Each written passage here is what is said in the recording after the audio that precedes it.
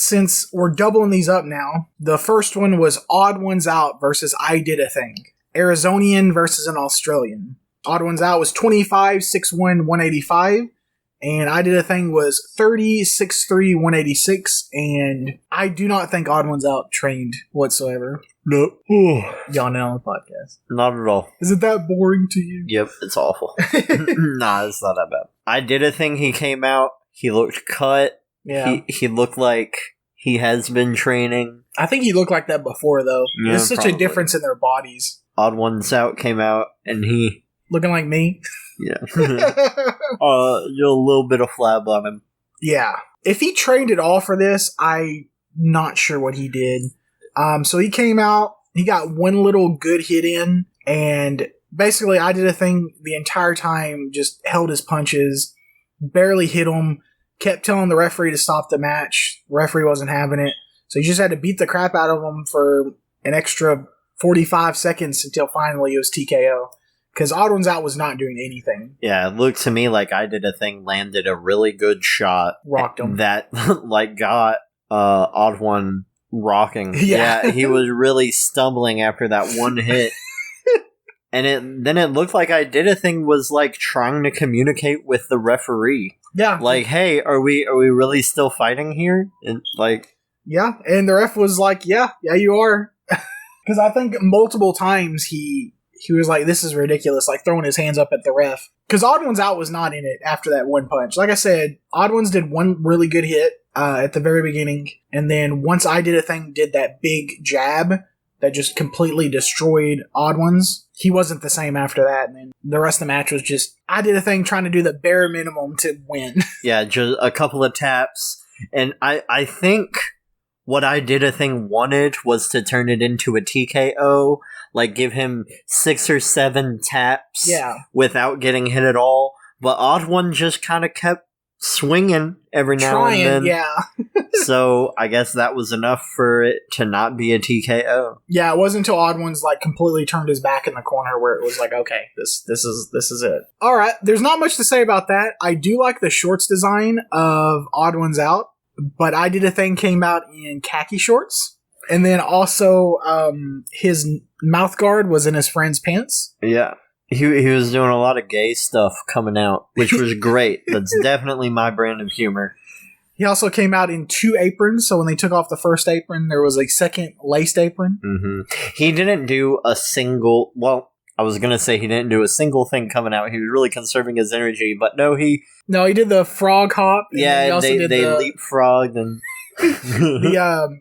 but as soon as they got into the ring, he didn't, lift a finger. He had to take off his apron, and his apron boy did that. Yeah. Revealing a second apron under the first apron, which the apron boy also took off. It was Odd1's birthday. And he was wearing a little birthday hat coming out, talking about knockouts and stuff. But clearly, there wasn't any of that happening. Odd1 claimed to now have a vendetta against the entire country of Australia. Right. Just the entire continent of Australia. Well, it's both. Yeah. Continent. I don't think... Get fucked. I don't think that Australia should be a continent, because Are you going to try to correct me because I was right twice? I mean, it's a country. Yeah, it's a country and a continent. Yeah, so I was right twice, and you felt the need to correct me. I don't think it should be a continent, because I think it should be combined with Oceania. That should be one continent. But that's not how continents work, dumbass. Well, okay, then how do you explain Madagascar? I don't feel the need to. It's still part of Africa. I don't feel the need to. The fact that New Zealand isn't part of the Australian continent is I guess it should be troublesome. Yeah, I guess you're right. Man. So the second match? Yeah, the second match. I know you haven't seen the other half, and I don't know how many matches we're going to watch based off YouTubers, because we did skip one so far. But this is, to me, the best match in the entire Creator Clash. It was the chick match. The female fight. It was pretty great. Yeah. We had JustAMinx versus YODELING Haley, and YODELING Haley came in halfway. So I know JustAMinx through the J-Schlatt channel. Okay. So that's who I was rooting for. You finally got your first W. I finally got a winner. Everyone else I've been rooting for is lost. This was also a controversial match. It was stopped. Yodeling Haley was bleeding. She was getting hit a little bit compared to the punches she was landing on Minx later on in the 4th round.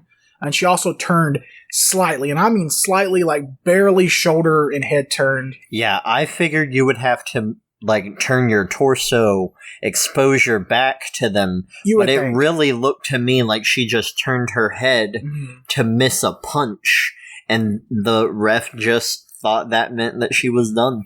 Yeah, and if she would have said it was because of the blood, I would have understood it a little bit more, because Yodeling Haley was bleeding quite a bit.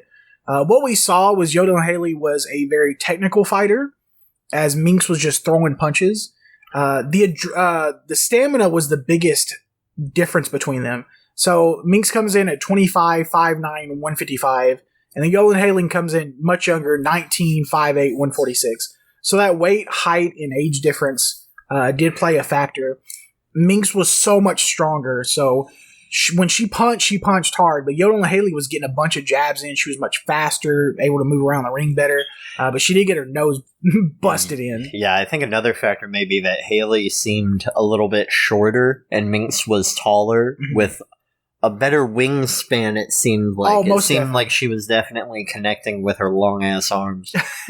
The weight and height difference isn't that much, but in the ring, Minx looks incredibly large compared. Yeah. I think another thing was like the way her shoulders, she kind of has big box shoulders versus Haley's real slender. Or Minx just kind of towered over Haley, despite the stats not looking that way. But it was a great match. I would love to see what would happen if the ref didn't stop it. I was just thinking that. Yeah, because basically what was happening was the first round, pretty even. Minx, heavy blows, Yodeling Haley, bunch of light jabs, but much more. So we were doing like a 3-to-1 hit, but with Minx being the power puncher. Then after the second match, you noticed that Minx was tired. So what would happen is she would rest in her corner. She would come out for about half the round, 1 minute. She would be boxing. And then the other half, she was almost had her arms to her side. Because Haley was, being a TikTok dancer, she was much more... And then by the 4th round, Haley was at the exact same state. Yeah, exactly. So it was really anybody's match. Yeah. And I don't know. I feel almost robbed by the ref. Me too. Yeah, a lot of people have said that they wish they would have continued the match and seen what happened. Because it really could have fell either way. Minx could have easily won, just like she did with the stoppage. But Haley could have also won. And I'm also curious who would have got a knockdown. And who would have won on the scorecard. Because it could really go either way. Haley, definitely more technical and jabby, so she's going to get a lot of points, but she did have that one slip at the first round. It's considered a fall, so she would have got a lot of points deducted. Minx having her hands to her side would have lost her a lot of points during the match. So it's really anybody's match, but I don't think it would have went to scorecards. If it would have went to the final round, I do think one of them would have failed. Because they were both had these second wins of throwing punches, and eventually one of them was going to fall. Well, after the match, they asked Minx if she'd consider to keep boxing. Yeah. And she was like, yes, I'd love to keep boxing. Someone, schedule me to box. And anybody. I'll train more, and I won't get hit as much. It was like she really wanted to box. I thought that was cool. Yeah, and a lot of the YouTubers here, they really like it. Other ones don't. Yeah. I'm assuming Odd1sOut will not be boxing again. It's really fun. I enjoy this. I'm so glad that iDubbbz put this on. Hopefully they do another one and this continues on. Ever since the Jake and Logan Paul KSI thing, YouTubers have been doing more boxing, and I'm here for it. Mm-hmm. I looked into the chapters of this Creator Clash on YouTube, and I'm really excited for... What's his name? Airsoft Fatty versus the National Anthem. I think that one's going to be a good fight. I'll try to wedge that in to the not episode somewhere. It's interesting. I'm excited to get to it. It's right before the main event. It's the last chapter. Yeah. But yeah, I don't think there's much more to say about this. Minx did say that her dad said if she got knocked out, he would disown her. So. Yeah, and then after the match, they reminded her of that, and she was like, "Oh, it looks like I'm coming back to Ireland." They did. And Dad's like, "No, you're not. Joke's on you. I was just expecting you to get knocked out. Your stuff's already in the yard." Is it running from us? That's a far plane What if ride it's back running to Ireland. from itself? Shh! Keep your voice down! Top of the morning to you, laddies! They're kind of cute, though.